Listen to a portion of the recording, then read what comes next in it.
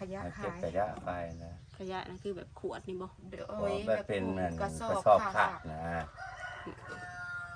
เปิดกับเมื่อยยืนเพื่อนนะ คำว่าเลิก อันนี้น่ะคือของชุมเจ้าไปหาเก็บนะบ่หรือว่า โด จังได๋ ย แม่น แม่น หม้อแห้งแต่กระโปะถ้วยบวงขวงจองอยู่ทางใดอันนี้ อยู่ไหนนี่ถ้วยบ่วงก็มีอยู่บ่ บ่มีแล้วมีแต่แบบนั้นแหละค่ะ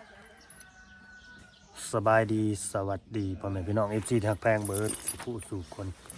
เบิดสมองสุบอนเด้อพี่น้องเด้อพบกับช่อง YouTube บ่าวลาวพาเพลินคือเก่าคือเดิมพี่น้องเนาะเพิ่มเติมกับมื้อนี้ก็พี่แหละเนาะเฮาออกมาทางเมืองไซบุรีพี่น้องเอ้ยอันนี้เนาะเมืองไซบุรีแขวงสวรรณเขตเนาะบอกเมืองเลยเนาะเพราะว่ามื้อนี้ก็สิมาเปิดอีกเขตใหม่เนาะซึ่งบ่าวลาวก็บ่เคยเข้ามาจักเทื่อพี่น้องเอ้ยเนาะมีแต่เพิ่นนี่ติดต่อเฮาไปเพิ่นทักไปขอความช่วยเหลือบ่าวลาวเด้อนี่เด้อว่าตามตรงนะถ้าไปขอความช่วยเหลือนี่ไปแต่ด้นเลยแหละตั้งแต่ช่วงดำไห้ดำนาเฮาก็บ่ว่างพี่น้องเอ้ยเนาะเนื่องจากว่าช่วงหน้าติดภารกิจการช่วยเหลือนางลอยนั่นแหละเนาะช่วงน่ะช่วยเหลือนางลอยก็เลยบ่ว่างมาหาเพิ่นที่จริงถ้าหามาทางนี้น่ะใกล้กว่านางลอยอีกได้ใกล้กว่าไปหานางลอยอีกถ้าไปหานางลอยนี่100 กิโลเนาะไปกลับก็200แต่ว่ามาทางนี้น่ะสิอยู่ประมาณ60 50หรือ60นี่แหละพี่น้องเอ้ยที่ประมาณนี้ก็สิฮอดเนาะก็บ่ว่าหลายห่างเนาะได้จังไปพบไปเพาะแล้วก็ไปทำความรู้จักกับครอบครัวนี่นำกันว่าเขาสิทุกข์ยากปากมองสำใดเขาสิขายเคินไปจังแน่เขาคือโทรหาเฮานำกระดอกกระเดียแท้เนาะแปลว่ามื้อนี้ก็ถือว่ามีบุญวาสนาต่อกันนั่นแหละพี่น้องเอ้ยเนาะมันจ่องมันดึงมาหากันเลยเนาะก็สิเป็นบุญหรือสิเป็นกรรมไปจังก็จังไปเบิ่งไปชมกันเด้อพี่น้องเด้อเนาะฝากผู้หลักผู้ใหญ่พิจารณาหน่อยเด้อเนาะสำหรับครอบครัวนี่เขาก็สิอยู่กัน4 คนบ่4พ่อแม่ลูกเขาเนาะแต่ว่าตามที่หูมาคือผัวนี่ก็บ่ค่อยห่างกายสุขภาพร่างกายก็บ่ค่อยสมบูรณ์นี่นะพี่น้องเอ้ยเนาะบ่ค่อยสมบูรณ์เนาะคือขาพี่น้องเอ้ยพิการทางขาเนาะไปเอาเข้ามาที่แรกเฮาก็ตกใจคือกันแหละเนาะเฮือนหลายหลังแท้ๆตัวเฮือนยังมาหลายหลังแต่เฮาว่าเฮือนเมื่อหลายหลังแท้บ่แม่นเฮือนลาวแล้วว่ะบ่แม่นเฮือนเพิ่นว่าซั่นบ่แม่นเฮือนมีแต่มาอาศัยเพิ่นอยู่ว่าซั่นน้ำนี่สงสัยสิเป็นน้ำมันน้ำฝนบ่น้ำฝน แม่นซะบ่ฝนใส่มาตกยามนี่บ่แม่นน้ำกอกบ่ชาวตักชาวเฮีย สบายดี สบายดี โดยสบายดีอีนาง สบายดีเด้อสบายดีสบายดีล่ะ อันนี้ไม่ใส่ขอเสื้อให้เอ้าเมื่อกี้นี่ขาเจ้าย่างนี่จะมาถอดอยู่พี่เลยบ่ ถอดไว้แล้ว ถอดขาก็ได้อีก นะ ขาปุด จะต้องมาสิตกใจแล้วบ่ ขอโทษขออภัยขออนุญาตเนาะเสียงดังเนี่ยยังน้อยเด้อบ่าวลาวเด้อ ขาทางกองทำบ่ได้ถือ ค่อยก็หากสิเคยเห็นแล้วคนถอดขาก็ได้พี่น้องไว้บาทนี่ มื้อนี้มารถจักรบ่ได้มารถใหญ่ขนาด เพราะตลกเนี่ยยังน้อยเด้อ อย่ามันเข้ายากเนาะทางแบบ โทษเด้อขาเจ้าน่ะเป็นยังว่ามัน แต่หึงบ่ งาน ฮะ เฮ็ดงาน เออไปเฮ็ดงานหยังน่ะ งานดีจีงานดีจี อยู่บ้านเฮานี่บ่ แม่นเลย อ๋อ บ่แม่นโรงงานดินจีอันนี้บ่จัก หัวเซลล์ไผ่ โทษเด้อซื้อจังได๋ก่อนเจ้าน่ะ กอง กองสี กองบ่าวกองหรือว่าไอ้กองเนาะเมียเด้ซะ เลิศ เลิศกองกับเลิศ เลย โทษเด้อผัวกับเมียนี่ผู้ใดอายุน้อยอายุหลายกว่ากันนี่ โอ้ยสองเขายังบ่ท่อให้ดอก 2 เท่ายังบ่ซ้ำเจ้า แม่น ก็ว่าอยู่ก็เบิ่งไอ้ จักปีเลยเจ้านะ คอย40ปลาย เมียเด้ ปล่อย30 อ๋อ30 แต่ว่าเป็นคนที่ว่าลำบากเนาะปล่อยโตเนี่ยจักหน้อย เป็นน้องข่อยอีก อาศัยบ่อนอยู่บ่อนนอนซุมเจ้าน่ะ อยู่นี่แหละ เล่นประกลางเว้นแล้วกลางเว้นเอาเพิ่นปลาไว้เทั้งฝนเพิ่นแล้วเพราะว่ากลางเพิ่นเอาลงมาเพราะว่ากลางเว้นเฮาไปอยู่นะ ทางเว้นแล้วเพราะว่า เฮาไป ง่าย หา กับ บ่ได้ซื้อ ไปหาเก็บขยะขายแถวนี้แล้วนะ ไปว่านี่ก็บ่ได้ขายยาให้ลูกกินซ้ำ หายังขาย เล็กเขากิน เสียไปขายแล้วเขากินมาซะ โดย ไอ้กองยืนได้อยู่บ่บ่มีขานี่ ได้อยู่แต่บ่โดน อ๋อ ยืนขาเดียว ยืนขาเดียว ได้บ่โดนกันว่ายืนได้ดับไปเลยได้ โดยเจ้าใส่ขาเทียมมาแต่หึงแล้วบ่ ถูกแล้วลูกถูกจ้าก่อน ทุจ้าอืม คือหูจักควมใช่ อืมขอบใจเด้ออีนางได้ยันหนังสือเลยบ่ บ่ได้เรียนบ่มีเงิน ซื้อแนวใด น้ำพอง น้ำพอง น้ำพอง คือหูจัก มี แต่ เงินส่งเพิ่น เนาะ โดยโทษเด้อพากันอยู่นํกันนี่มาหลายพระละปีแล้วบ่ 5 6 7 8 ปี ปีละปีปลาย อ๋อ6 ปีปลาย ก็เอาเมียคนนี้ โดยจักปีแล้วอีนางอันนี้ อันนี้ฮะ3 ปีไป 3 ปีปลาย มาอยู่นี่แต่เฮิงเนาะ อยู่ในเจอทุกแบบอยู่แต่ยามผลกันเนอะอายน่ะว่าให้ออกไปครอบครัวไปมันนะ อยู่6 ปีแล้ว5 ปีปลายน่ะมาอยู่เนี่ย อ๋ออันนี้โดยคนบ้านเดียวกันบ่ซุมเจ้านี่ แม่นน่ะ อ๋อ ว่าเอาเพิ่นก็ได้ห้องหน้าก็เอาเพิ่นก็ได้ห้องใหญ่ดีแม่เพิ่นนะเอาไอ้น้องกั ถ้าน มันอยู่เพื่อนก็อยู่เพื่อน ตอนเอากันน่ะเพิ่นก็ยังขาดีปกติบ่ โอ้ขาดแล้วขาขาดแต่2,600 โอ้เจ้านี่สุดยอดเนาะขนาดเราขาขาดจะยังเอาเราเสย แล้วแต่กรรมตะเวน นาดขาขาดนี่เพิ่นยังบ่ติบ่อันน่ะได้พี่น้องเลยเนาะ ความหักคือได้ เรายังหมักยังหักเฉยยอมรับในยอมนับถือในน้ำใจน่าสิเป็นเขาเรียกว่าเป็นสายหนิ่งสายแนนเพิ่นบ่จักละหรือเขาเรียกว่า บุญนำกรรมแต่ง แม่น ตามที่กินให้ลูกใส่เสื้อ ตกยากระยามันคะแนนว่าอยู่น้ำลูกน้ำผัวเนี่ย อืม เอากับบ่มีหยังเขาก็ได้ โดย ตัวเด้อคืออันนี้คือมีแต่คนโสดเลยมันบ่มาเอากันครั้งแรก บ่ได้ค่อย พอห้าง คนสองแล้วนี่ อ๋อผู้ที่สองสาวเลิศเด้ซะ คนที่สอง ผู้ที่สองคือกันอีกอ๋อห่างมาเจอห่าง แต่ว่าลูกนี่ลูกนี่คือ ลูกค่อยเสียแล้ว อ๋ออันนี้คือลูกกับไอกองเพิ่นเนาะ อันนี้ อ๋อ โอ้ถ้ามันบ่เสียก็8 ปีแล้วนี่นะ ปี คันลูกกกหันใด โดยคันบ่เสีย อ๋อ ตายต่อ6 ปี เราแต่งงานได้จะปี เอาก็บ่แล้วเฮ้ยเพราะว่าก็สิแต่งก็ 30 ปี 17 18นั่นแหละแล้วก็เนาะตอนจะเอาเนาะก็17 18ปีหั่นแหละอืม หาเงินซื้อผ้าพันก็มีไปก็บ่พอได้บ้าแบบซื้อหั่นซื้อนี่เกี่ยวเพิ่นเป็นนัวแบบเบิด โดยโทษเด้อให้หน้าตากะก็มีน้ำบ้านน้ำเมืองเพิ่นอยู่บ่ บ่มี บ่มีได้ครอบครัวค่อยแล้วบ่มีกับแนวน้องก็เบิด เด้ออันนี้ก็สิถามเด้อระหว่างเจ้าผัวกับเมียนี่ทั้งใดเนี่ยมีลื่นมีกว่ากันระหว่างเมียกับผัวนี่นะแบบญาติพี่น้องแล้วก็พ่อแม่นะ ทั้งข่อยมันก็มีคือบ่มีเพราะว่าข่อยมันน้อยข่อยก็เลยบ่อยากคนไว้มันเขาน้องเก็บสู่เลี้ยงพ่อเลี้ยงแม่ข่อยละ โดย นายนาว่าง่ายก็น่าหาให้ไอ้ก็คนบ่คนหลาย พ่อแม่นี่ยังเบิดบ่ โดยอุ้ย ข่อย ปล่อยโลดปล่อย ค่อยเลยย่าง ตามสบาย พ่อแม่ย่าง เจ้าน่ะยัง แต่แม่หันโซ่แล้วก็คืนบ้านนี่ก็ไปเก็บกระดาษแล้วก็ไปนอนนะครับ โอ้แม่ก็อยู่บ้านนี่เนาะ อยู่เลยปั๊มน้ำมันมา เล เด้ ยตำน้ำมันมา แล้วก็ขามีตุกน้อยเด้ ปั๊มน้ำมันเฮ็ดใหม่นี่บ่ บ่ดูปั๊มน้ำมันดูค่าอาหาร แม่นหลายปั๊มไม่ลีเข้ามานี่ โชว์ปรับหรือ3ปรับนะ เอาอันนี้ปั๊มหาง ถึง อันนั้นปั๊มเป็นก็ปั๊มที่ใหม่ปั๊มของเอกชน โดยอันนี้คือเด้อไอกองที่มาอยู่นี่ จะมาอยู่นํพี่น้องทั้งเมียบ่หรือว่าจังใดหรือว่าพี่น้องเจ้าเอง ดูนี่ แม่น น้องทั้งเมีย ดูกันเมียได้นี่ โอ้พี่น้องทั้งเมียเนาะนี่เนาะ น้องทั้งเมียแต่นี่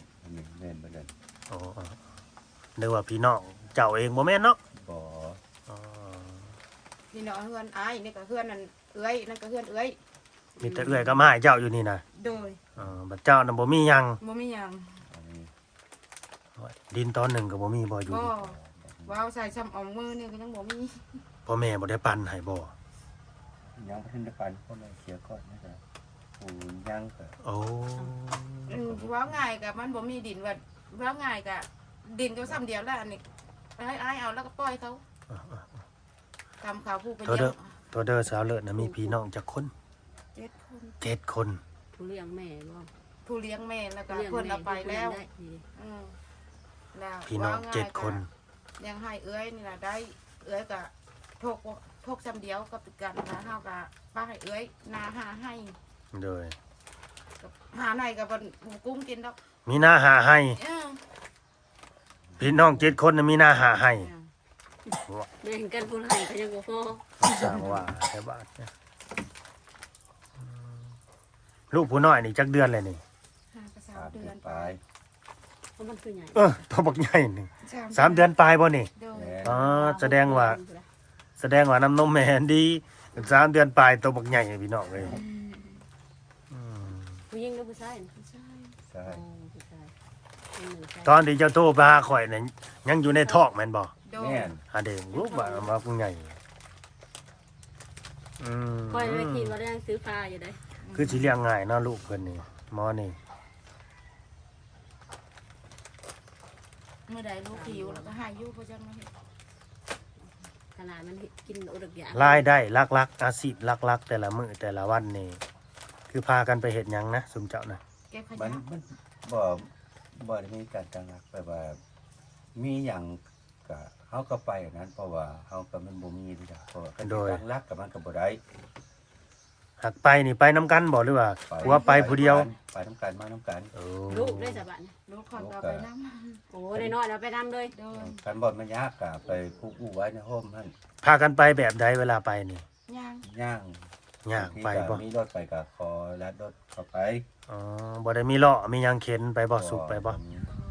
กันได้รถทีบก็ยังว่าสบายแน่นะนี่ก็รถ อ๋ ที อบ เจ้าสิถีบได้บ่ได้รถถีบ ได้ ก็ รถ ได้ ทีบ อีก ได้ ได้นี่ อ๋อ เรามีขาเทียม รถถีบก็ถีบได้แล้วอ่ะ เพราะว่าเคยเห็นเขาเจ้าปั่น มีก็รถทีบก็บ่มีนี่ก็มันก็ดีแล้วก็ ตั้งแต่ตะข้าวนั้นมากระเบียดจะได้ลูกนี้ คือสาวเลิศนี่เอ้ยน้องเจ้านี่มีครอบครัวเบิดแล้วบ่ โดย อ๋อ มีเบิดอ่ะนี่ก็ครอบครัวมันก็ครอบค แต่ รั ว่า ที่ว่าเขาเจ้าไปอยู่สวนยางนี่ยางเขาเองบ่หรือว่าไปรับจ้างคือกัน ไปรับจ้างเพิ่นได้ โอ้ เป็นลูกน้องเพิ่น อยู่ใส่ไปเห็ดอยู่ใส่ที่เดียว ผู้สมห้อง แต่ซุมเจ้านี่บ่ได้ไปเนาะ บ่ได้ไปยักน้ำเพิ่นเขาว่าเอา โอ้เอ้าเขาบ่เอาติ บ่ จะเฮ็ดบ่ได้บ่ไอ้กอง มันแบบมันได้อยู่แต่มัน แต่เฮาเฮ็ดนักบ่ได้ ยกอันนี้เด้ แบบมันยาก โย เพ ก ราะว่า ขี้ มัน ยาย าก มัน หน้า นัก คน เด้ นะ เขาสิเห็ดอยู่ ยา ได้ กหน้าคนจักในบัดนี้บัดตัดหญ้าก็ตัดบ่ได้เดี๋ยวจะไป ถ้าต้องอนามัยนํเนาะ แม่น ต้องคอยตัดหญ้าตัดหยังนํ แล้วก็ใช้ปุ๋ยเด้บ่มานักทั้งเบิดเด้บัดนี้บัดเก็บขี้ยางเด้ก็จะไปเฮ็ดบ่ได้อีก เก็บขี้ยามันนักในกันหน่อยได้ แม่ อ้ายบ่ ไก่ เอาบ่แม่นอ้ายจ้ะบ่ บ่ มันมีคนอยู่แล้ววะ บ่ โอ้ มีคนอยู่ เขาดูมีแต่ไก่ จะได้หัวไก่เลยจ้ะ อืม ไม่เห็นคุกๆเค็กๆนี่ แม่นบ่ไก่ ไก่อันเดียว อย่าขี่ลงมาจากหัวก็ได้เฮ้ยช่วยเราได้กันขี่ลงมาจากหัวค่อยนี่ ไก่ จะเลยขี่ลงมาใส่หัวเละไก่มันเฉียว เพราะว่ามันออกเลขไก่ไข่แล้วบ่น้อยนาง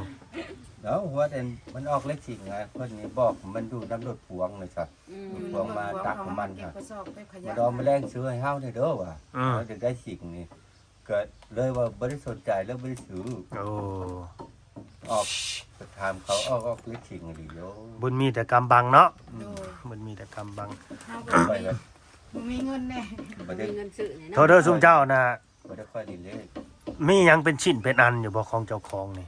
บ่มีแต่ มีแต่ลูก2คนเนาะ แม่ มีแต่ลูกสองคน อ่า ขายขวดขายในมือหนึ่งได้จากได้เท่าไหร่ โล บ้านนี่ก็ได้ชาวบ้าน ชาวพันมื้อซื่นก็ได้5,000 เอาเป็นเวียกบ้านการเมืองเฮ็ดในได้สักคือสิมีเงินออกนํเขา บ่มีนะ นี่แหละเขาก็เพิ่นก็บ่ได้ปักหมายใจเลย เพิ่นก็บ่ พอแล้วบ่ลูกนะบ้านนี่ พอแล้ว ว่าได้ว่ายังสิเอาอีกอยู่ บ่ พอแล้ว ว้าวแล้ว มีแต่อัดไว้แล้วบัดนี้ แต่นี่ยังลำบากกว่าแห้งเลย อืม คันเฮาสมบูรณ์แบบยังพอว่าได้เนาะพอและแบบแข็งแรงสมบูรณ์หั่นน่ะ เพราะว่านำแบบอยากได้ก็นำผู้ชายให้พ่อเพิ่นพอได้อันผู้ช่วยแฮงเพิ่น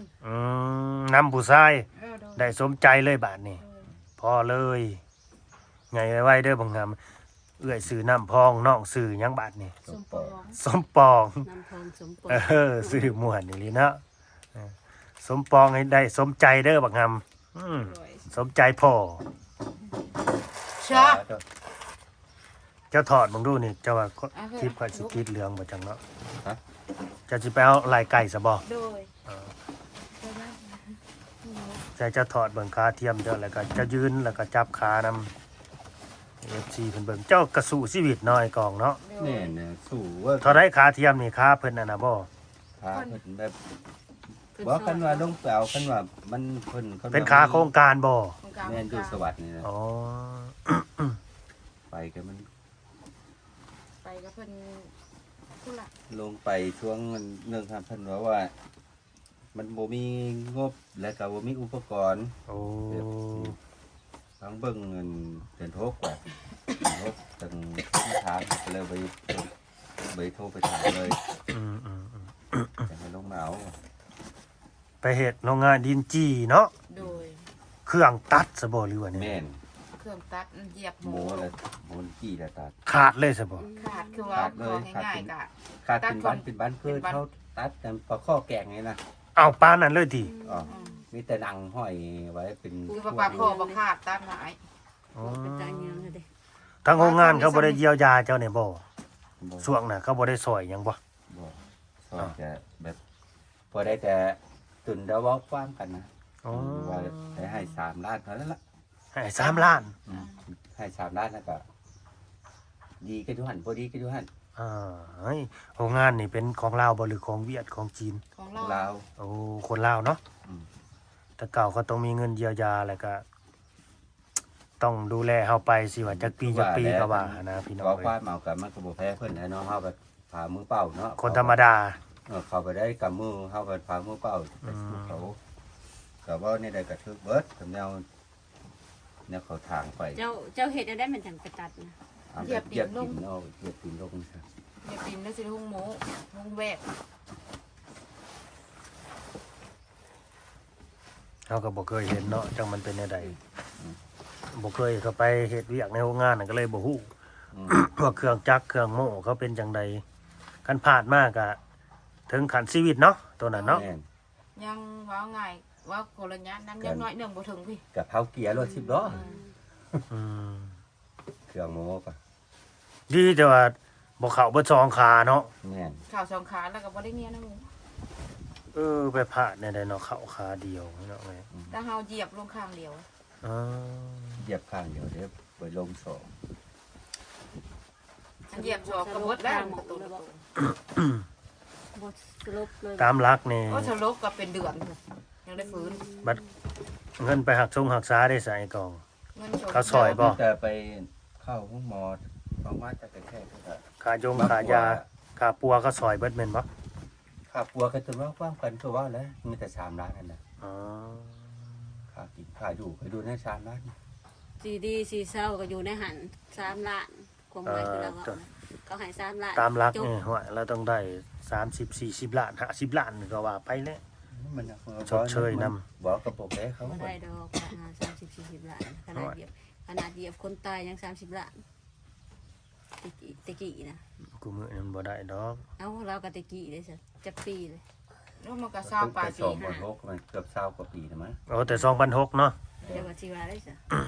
โหเงิน3ล้านตอนนั้นก็จะว่าแพงกว่าจังเนาะ มันก็ไล่ตื่น เงิน3ล้านตอนนั้นก็คือสิหลายเติบได้หายกล่อง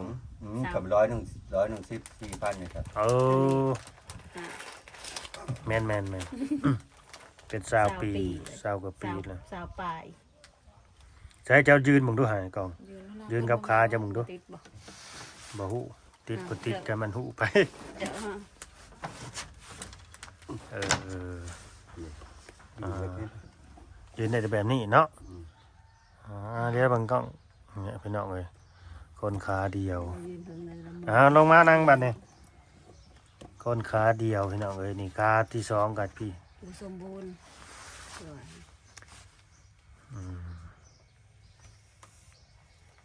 แต่ก็ไปได้มาได้เนาะแต่ก็บ่สะดวกสบายฮะแหละ อันนี้แม่นใครแน่แต่ว่ามันยามหนาว ผ้าห่มก็มีอยู่บนนี้นะ บ่มี บ่มีเลย แต่ ม้วน มี เมื่อวาน แต่ ที่มีแต่ตัวอันเดียวนี่ เด้ ม้วนมีจักหน่วย หมอน 2หน่วยยามหนาวไปเฮ็ดได้นอกบ้าน ก็นั่นไปนี้นะ อันนี้แหละมันกำผ้าทองฟืนผ้าบางๆเอาไว้เทิง เทิงเฮือนน่ะเขาคือบ่ให้ขึ้นไปนอนบ่ มาขึ้นยุงได้ก็บ่ให้ขึ้นน้ำได้ อืมโอเคก็แล้วขึ้น เอื้อยเนาะกัน มั เนาะ นเต็มแล้วเอามาลินอยู่ได้ขนาดเขาก็ยังเต็มแล้วในเรือน โอ้เราก็มีลูกมีครอบครัวจะคนอยู่เฮือน เรือนอ่ะ4-5 คนเลย ลูกเขยลูกชายเขานอนมาเขาก็เต็มหมดเลย โอ้ หลายคนแล้ว อ๋อแสดงว่ามีคนอยู่อยู่ซะเนาะ โดย เป็นลูกหลานเพิ่นแม่นบ่ ลูกตัวเองนี่นะลูกเขยลูกสาว เขาไปไสซะเด้ เขาไปควัดมัน ยามมื้อแลงแล้วมา เขาไปควัดมันดินหญ้าเขา โดยความอยู่ความกินในสัตว์แต่ละมื้อ เอากินคำอยู่กับบ่มี หากินไปกินมันโลด อยากกินไปกินมา ก่อนจุมเจ้ามีจังได้กินกันบ่มีแล้วก็ซ้อมเขาเนาะซ้อมปากเขา ยามใดมีก็ได้กินยามใดบ่มีแล้วก็แต่ว่าปากกันวันนั้นแล้วก็อีต้นลูกก็ไปหาปอชาวบ้านเขา อืม หายอยู่เฮา คันยามฮ้อนน่ะสิใครแน่ยามหน้าน่ะอีต้นเด็กน้อยแบบว่ามันบ่มีผ้าห่มเด้มันสิหนาวมัน แต่ ยัง ชาติปูนอนยังบ่มีนี่นะ ไฟนี่ได้เปิดใส่อยู่บ่นี่กลางคืนนี่ เปิดชายโย เพิ่นให้ใส่อยู่เนาะ กระเชียบไห้ อ๋อ เสียงให้ ต้องให้เพิ่นเชียร์มาอีก เออ เอาขึ้นไปเสียบเองบ่ได้บ่เดี๋ยวนี้โอ้ย คิดเพิ่นแล้ว ปานั่นอีกบ่เดี๋ยวนี้นะปาเด้อ เดี๋ยวจะปรับภัยฉากโทรศัพท์ฉากแล้วก็ยังเอาลงมาให้ยอดมาให้นี่ จังได้เสียบ โดย อืมแสดงว่า เวลาสิ้นเดือนค่าฟืนค่าไฟนี่บ่ได้เสียนำเขาเจ้าบ่ เสีย เสีย ออกซอยคือกัน เออ ว่าดอกให้ออกซอยก็สิหามสิห่วงกันปานนั้นบ่ อืม ตาย จอยเดือนเท่าไหร่เหมือน เดือนละแสนปลาย เอ้าปั่นคนละเดือนไม่ได้ อืม อันคนละเดือนโลด โดยจะบอกว่าเรือนหลังนั้นแสน เว้าอีหลีบ่เด้นี่ซุมเจ้าบ่ได้ปิดบังก็บ่ได้อำก็บ่ได้นี่ บ่ได้ ความจริงนะ ว่าความจริงใด ไปหาเงินทางใดบ้านนี่มาจ่ายค่าไฟคือแพง เอา แท้ ก็โฮมไว้เถื่อละฮอตนะก็โฮ เพื่อ มไว้ ก็ได้ อืม ไกลสิฮอดแล้วก็เพื่อมีสัตว์ผู้ให้ไปเฮ็ดทันเฮ็ดนี่ให้จะไปจะก็ได้มาเติมใช้ อืมอ๋อโทษเด้อขออนุญาตเนาะขอสิเบิ่งก่อนแสดงว่าของอยู่แถวนี้น่ะของซุมเจ้าเบิดเนาะ ไม่ โดย ถ้าเฉพาะอยู่ในนี่เนาะ โดย ในกระสอบมันเป็นเสื้อผ้าเก่าๆบ่น่ะบ่ โดย โอ้ยไม่ดี โรงการนอนเรา ของทุก มุ ค ง น กลางนอนเลย กลางนอนนี่เล็กเวลา บ่มีพี่น้องเด็กน้อยนอนเจ็บต้นเจ็บโตแล้วนี่มันยังน้อย บ่มีก็บ่มีนี่เนาะอันนี้ก็ได้ ว่าก็นั่งให้อยู่ แต่ว่าห้องน้ำนี่เขาให้ใส่นำบ่ บ่ บ่ได้บ่ ไม่ ได้บ่เข้าได้ เอาเจ็บท้องยังมาได้ซะ จุดลงจุดน้ำก็เลยกับป้า มันมีอยู่บ่ป่า บ่มีปู่ก็เล่นนกทุ่งพุ่น มา ล่ะ สร้างว่าแท้ไอ้กองคือว่าเป็นอันนั้นบาทนี่ ออกนอกจากทุ่งนาพุ่นล่ะ เบิ่งก่อนสิย่างเลาะเบิ่งในนี่ก่อนเด้อ จังซี่เรามี นี่แล้วก็สิเลาะเบิ่งของเราอยู่แถวนี้บ่มีคุ้มระเบิดที่แถวนี่ บ่มีแล้ว เออ โลกข้าวก็กินนี่นะ กระโตกไม่เข้า อันนี้คือของที่ไปขายบ่ในกระ โด สอบ ย หรือว่าเสื้อผ้าบ่ตัวนั้นน่ะ บ่อันนี้ของเจ้า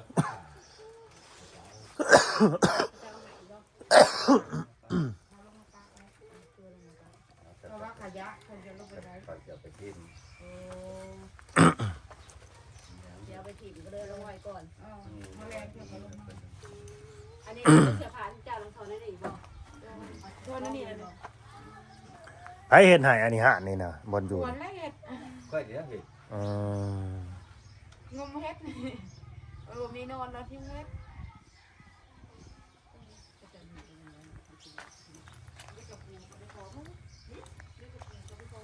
เพื่อนพี่เพื่อนน้องแต่ว่าเขาบ่ให้ไปสอบไปสน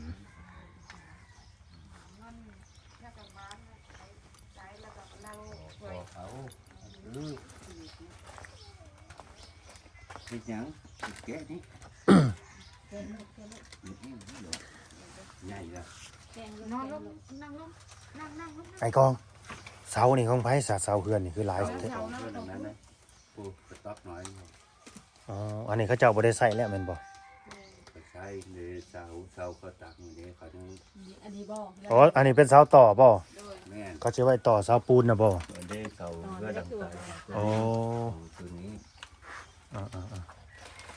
เฮือนเฮือนเนาะอยู่ที่คุณกับพี่น้องเนาะเป็นพี่น้องนะก็งงนะคือบ่ให้เขาของน้ำ ๆอ้าวว้าวพี่น้องก็ อ้าวเลยน้องกันเลยนะ เอาบ่ได้เด้บัดอันบ่ถือบ่ต้องกันนั่นเด้ซะบ่มักกันนี่เด้บ่ฮักกันนี่เด้ซะเอาคักๆได้สาวเลิศเด้จะน้อยเอ้ยน้องจะเข้ามาเบิ่งป้าตัวมันคือว่าเอาให้กูคักตามสิว่าเด้ บ่แน่นอ เอา น ความจริงเด้ บ่ความจริง บ่ให้กลัว อืม โดยความจริงล้วนเลยเนี่ยบ่มีหยังแต่จะให้หน้าตากากับบ่มี คือแบบจะ แต่ว่าไปตามต้องการนะเพื่อนละ แม่น เก็บขยะขายกินวันๆขั้นหวานบ่มีกินแล้วก็หิวน อกจากคันว่าพื้นว่าไปหับจ้างนี่มีอยู่บ่ไปหับจ้างอย่างอื่นนี่มีอยู่บ่เขาก็จ้างชุบเจ้าอยู่บ่ บ่มี แบบว่าขุดมันเนี่ยแบบว่าตัวเฮาเฮ็ดได้เนี่ยนะ ผัวเฮ็ดบ่ได้แล้วเฮาก็บ่ได้ ตัวขุดมันนี่จะเฮ็ดบ่ได้เลยบ่ ได้อยู่แต่เขาก็บริจาคเนาะพอมันก็แบบเขาบ่ได้บอกไม่แต่ว่าการของตัวเองก็เฮ็ดได้แต่เขา อืม ก็บ่พอเขา เขาเล่นเฮ็ดไปแล้ว อย่างเขา หลายคนเฮ็ดนะมัน ย่านเขาสิสงสารนี่ก็แม่นบ่อย่างเนาะแบบ เที่ยวนี่บ่มีบ่อันแบบตัดอ้อย ก็ตัดอ้อยเขาให้ ตันอ้อยเขายังบ่ เป็นหยังจานลมใส่ ยัง ตัว ลง อ้อ ไป ย ต่อมันต่ออ้อย จานลมใส่ตัวอ้อยเขาให้พวกเขา เออ นั่นบ่ เด้อ ว่านึกว่าขึ้นอยู่กับเฮาเขาบ่เอา เมื่อไรร่างกายเฮาบ่สมบูรณ์เด้นี่ไปล้มใส่ต่ออ้อยเขาอีก จนไปจนไปคล้องตัวอ้อยไปล้มใส่ตัวอ้อยเขาอีกแล้วอ่ะ แม่นมันย่างยากได้ย่างนำลงอ้อย อันนี้กันนักกันน้ำหนัก3โลโห อันนี้ค้านี่บ่ อันนี้ก็ขันย่างเดี๋ยวอนุญาตทำนะขันย่างลายแต่ตัวนี้ถ้าเปิดกันแบบเบิดหอนนะมันอัพดิครับ อืมอ๋อกันยามฮ้อนน่ะบ่ บ่ย่ำฮ้อนย่ำหนาวคือกันขันเฮาย่างเฮิก อ๋อแบบมันฮ้อนเนาะ อืม เป็นหยังเจ้าคือเก่าแต่มันคันซะบ่หรือว่าแนี่ บ่แม่นนะมันขั้นนั่น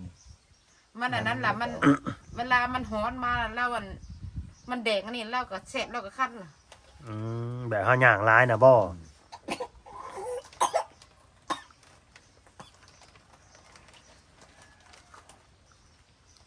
กินอะไรเด้อคืนนี้ไปนอนเออ อายุเมื่อวานนั้น ไอ้ก็ตอก อากาศหนาว ไปกับน้องเพิ่นมาอันนี้น้องเพิ่นมาชื่นอันเด่นยังเข้าตัวเขาใส่มะพร้าวเขากำฮะมาลอกขาย อันแนม ให้ร้านกินบ่ ให้หลานน้อง ถือเพิ่นน้องมาชื่อให้เอื้อยกิน อ๋อน้องซื้อเลยปันให้เอื้อยกิน เลยไอบ่บาดเนี่ย ไอ้เด้อคืนนี้เพิ่นไม่นอนที่ ข่อยก็ยังไออยู่นี่นะ โอ้ ห้วยเป็นอีหยังสมปอง เนาะติลุ ลำพองสมปอง จะน้ำมาเต็มสวง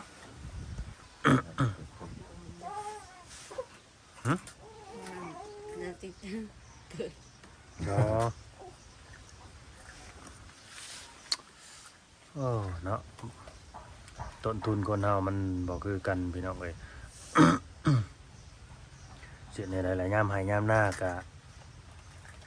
งอมาเอิญ พากันไปเฮ็ดหยังชุมเจ้าน่ะหาเนี่ยใดหาเงินหาคำเนี่ยใด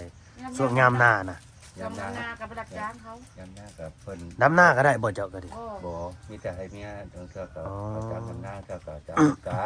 อืม แต่ให้ปล่อยมันไป ก็ก็ดูเพื่อนเอาลูก ฮักแต่ละมื้อนี่บ่ได้อยู่เฮือนแม่นบ่นี่ บ่ บ่ที่มีแต่ไปหาเฮ็ด อยากได้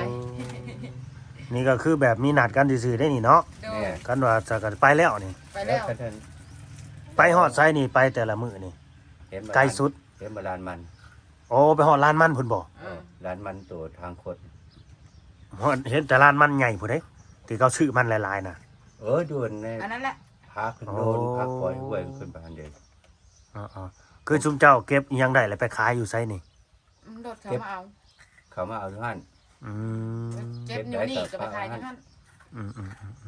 เก็บได้ทั้งในก็ไปขายอยู่หั่น อืม ขายมา10,000พอได้กิน เอามื้อได้หลายสุดนี่ได้เท่าใด เมื่อหลายสุด ได้ กัน แม่น เมื่อละแสนไป อ๋อได้ฮอดมื้อแสนปลายพุ่น อะไรมีงาน มันอะไรมันหลวงลมนี่แหละมันอีตัวลูกแล้วเริ่มไปค่อยไปเก็บ อืม มันกินพุ่น อีฝุ่นลาย แม่ แบบเฮาเลาะทางน่ะบ่รถแล่นแบบนี้บ่ บ่ขี้ฝุ่นมัน โอ้ ทั้งกินพุ่นมันทั้งกินพุ่นรถแล่นนี่แหละตามทาง ที่ฝุ่นมันอ๋อแสดงว่าเพิ่นไปเฮ็ดเวียกอยู่ในร้านมันน่ะบ่อ๋อ แม่น เก็บเวียกเต็มเก็บขยะขายปานแถวนั้นล่ะเขาเก็บเอาเขาพอกมาเฮาก็เก็บเอากระโปะกระปองไปแถวนั้นขาย กระชอบกระแซบกระชอบเก้าคนนะ เฮ็ดเนี่ยได้เนาะก็อยากไปเบิ่งเจ้าเฮ็ดเด้ก็เฮ็ดกันเนี่ยได้เฮ็ดเวียกกันเนี่ยฮะ ไม่ใช่ เก็บกระชอบ อยู่ในร้านมันน่ะจังว่าได้ไปเก็บ คือสมมุติว่าเขาถอกมันแล้วเฮาไปเก็บกระสอบให้เขานั่นนี่บ่ แม่นเก็บกระชอบแล้วก็เขาก็เก็บเองขายเองนะ อ๋อ เก็บเอากระสอบมาขายกระสอบคือแบบเขาบ่เอาแบบนี้บ่โดยเด้ ที่ เอา เขา เอาแล้วเขาก็เก็บอันเขาเก็บถอด ที่ ขาย เขาแหกแล้วเขาทิ่มแหกเขาทิ่มนะแล้วมันเต็มในเดินของเขาแล้วเขาให้ไปเก็บเขาแล้วเขาไว้หันก็ขายอยู่หัน อืม แล้วเขาก็กาบอกพอได้รถนึงแล้วเขาก็โทรรถมาเอา โอ้ มันหลายคนเก็บเลยซะโอ้แม่นว่าแต่ค่อยผู้เดียว แม่นซะบ่ โด แม่ ย น ของมันได้เงินเนาะ ของได้เงิน เขาก็เฮ็ดคือกันแหล้วเฮ้ย โอ้เพิ่งเคยหูได้อนี่ฮะเนึกว่า พวกที่เขาใส่เอามันใส่กระสอบไปขายน่ะนึกว่าทั้งเงินร้านมันเขาน่ะ เป็นคนเทเลยเขาก็เก็บเองเขาเนี่ยนี่บ่แม่นเนาะ บ่มีแต่ แต่เขาแกะกันเท้าช่วงพ่นแบบเขาแกะแล้วเขาเบิ้ลนั้นเขาให้ทิ้งแล้วแกะแล้วเขาก็รถดันออก ไอ้พวกไปขายมันกับเอาขึ้นที่กระสอบน่ะก็ ก็ ดี ได้ บ่มีแต่เฮาเก็บนั่นน่ะ เอ้าเพิ่งหูได้นี่ ได้ชอบแบบนั้นเนี่ย อืม ประเทศนั่นแหละชอบ คนละเพิ่งหูได้อนึกว่าพวกไปขายมันแหละก็ไปเทมันออกแล้วก็เอากระสอบเอาขึ้นเนี่ยนี่บ่แม่นเนาะ บอกก็ชอบสีแดงนะนะคนเอานะครับทับทิมคือกัน เขาทิ่มมันที่มาแต่เฮาก็เก็บเอาแล้วก็กองกันเนี้ยน่ะก็พอได้อัน นี่ก็ไปเมื่อถึงก็เบิดเฮ็ดถึงก็ มื้อนี้คือบ่ได้ไปบ่มื้อนี้น่ะ ไม่ได้ มัน ไป บ่ได้ไป บ่ได้ ขนาด บ่ได้ไปแล้วนี่เนาะ ขนาดก็บอกเรา ขนาดก็บ่เล่านะบ่ได้ไป ไปยามมื้อแรงก็บ่ทันบ่นี่ บ่ทันนะมื้อแรงเป็นมื้ออื่นมื้อแล้ว อ๋อ บ่ทานเขาแล้ว อืม ผู้เอาก็เอาผู้มันก็มันบ่ ปลาแดกบ่กินปลาแดกบ่มาหุยๆมาก บ่ได้เรื่องเลย อืม น่ากันนั้นว่าสิตอนแรกสิไปขายไปเก็บแล้วสิไปขายซื้อข้าวกินหมดเลย พี่ดูแทบกระเดก ไปแดกเขาให้ กระเดกกินชมแล้วกิน ไปแดกแค่ตำหู อ่ะพี่น้องเอ้ยเนาะสำหรับ FC เด้อผู้รักผู้ใหญ่ใจะดีใจบุญเนาะที่ว่าเข้ามาเบิ่งมาชมนี่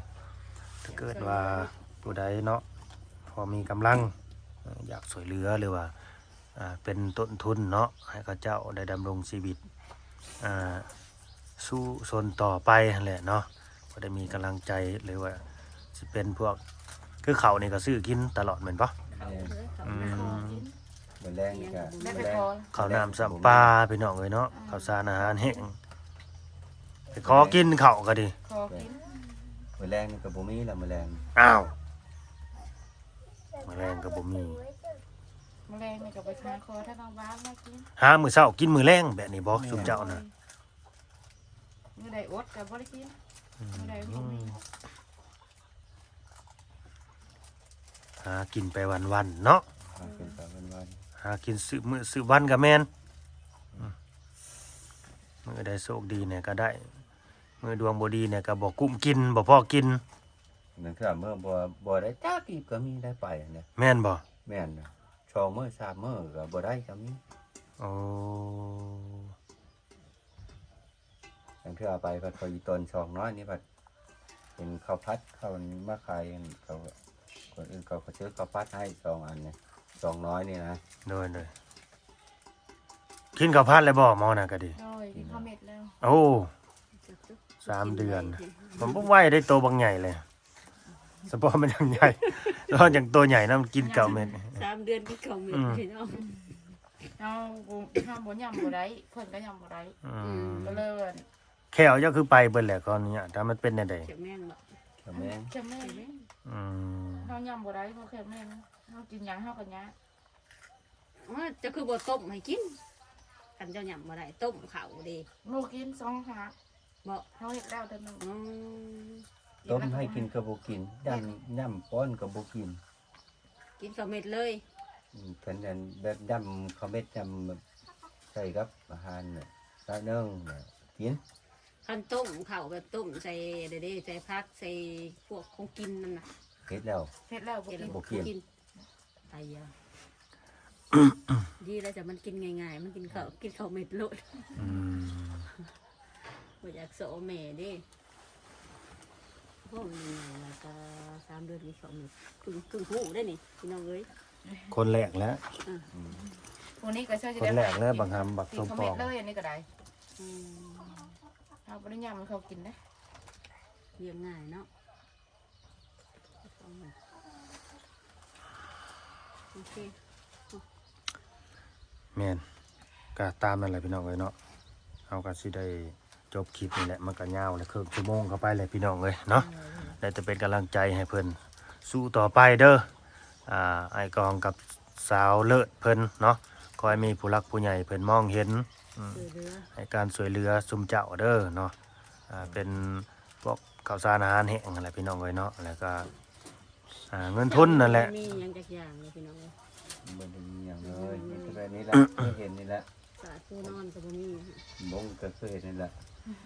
ม มานอนมอนมุนหัว ต้องอยู่ห้องกินเขาซา แถมมา มีลูกน้อย อาศัยอยู่ใน มีลูก พื้นตารางอีกแล้วก็มีลูกน้อยอีก อาศัยอายอยู่ บ่ซาเลิศเฮือนนี่เป็นเฮือน เพื่อน กบ อ้าย เฮือนกงเฮือนเข้าบ่หรือว่าจังใด เเพื่อนเขาละอ้ายล่ะ เพื่อนโมนแบบนี้บ่ เพื่อนโมน เดินมุน แต่ แต่ เรา เป็น หม ผู้ ด ซ่อ อาย มแต่เขาเป็นผู้ซ่อมเป็น เป็น ผู้ สมแซม โอ้ แต่เขาแล้วไม่เซ็นพ่อแม่ละเซ็นให้อ้ายผู้ใหญ่บ่ อ๋อ มีห อ๋ ยั อง อ๋ออ้ายก็มีครอบครัวแล้วบ่นี่ แล้วก็คือมันอายแล้วนี่เป็นคนเลี้ยงแม่น้ำอีกเลี้ยงแม่แบบนี้ เพราะว่าอ้ายแม่ละเซ็นให้อ้ายผู้ใหญ่ ก็แม่นแล้วแบบอยู่ไสคือกันค่ะแบบ